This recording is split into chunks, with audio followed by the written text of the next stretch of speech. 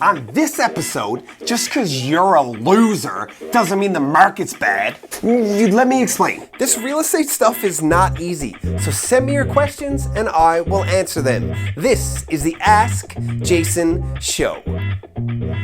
Hello everybody, my name is Jason Piercey and this is somehow made it to episode 23, that was a little high pitched, of the Ask Jason Show. What we just did right here live on Facebook is I asked everybody which of two questions they wanted to answer. Did they want me to answer why there is no such thing as a bad market, or did they want me to answer why every single building lot in and around St. John's is still overpriced?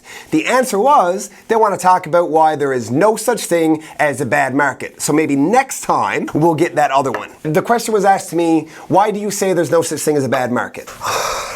So warm. Fix myself up here a bit. Pink pants today! I'm wearing pink pants. I think that makes me the Pink Panther. What's the song? How does it go? The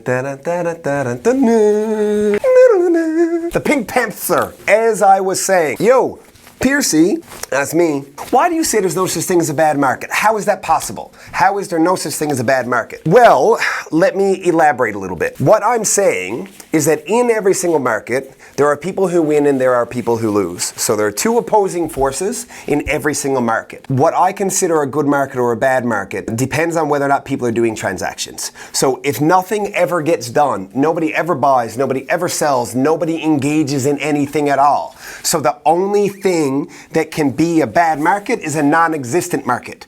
So that is then non-existent, not bad.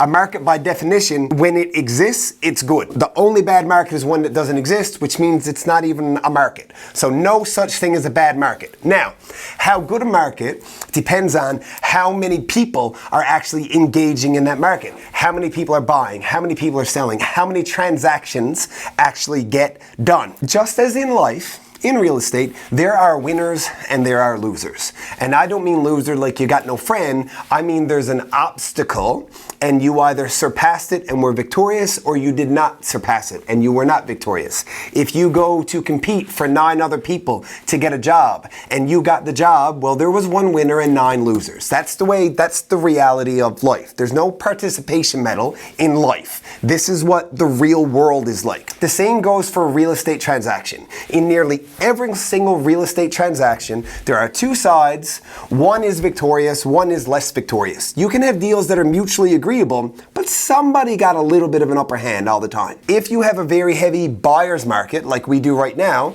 buyers are winning.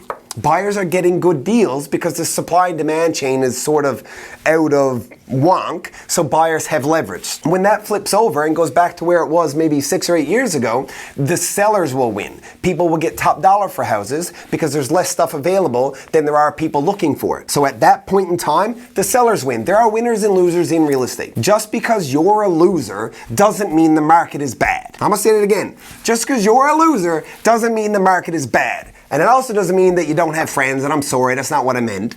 I'm a big proponent of mental health. I do not mean to insult you, mostly because I may have myself some mental health issues.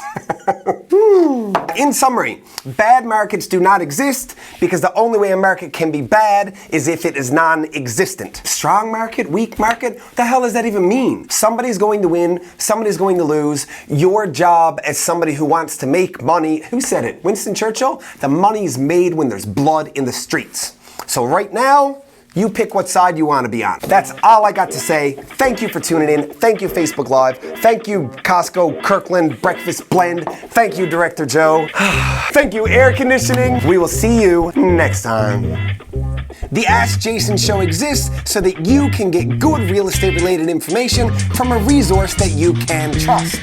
Now, speaking of resources you can trust, here's a couple I would trust to work with my mom. Because good enough for mom, I mean, good enough for you. I'm wearing a hoodie.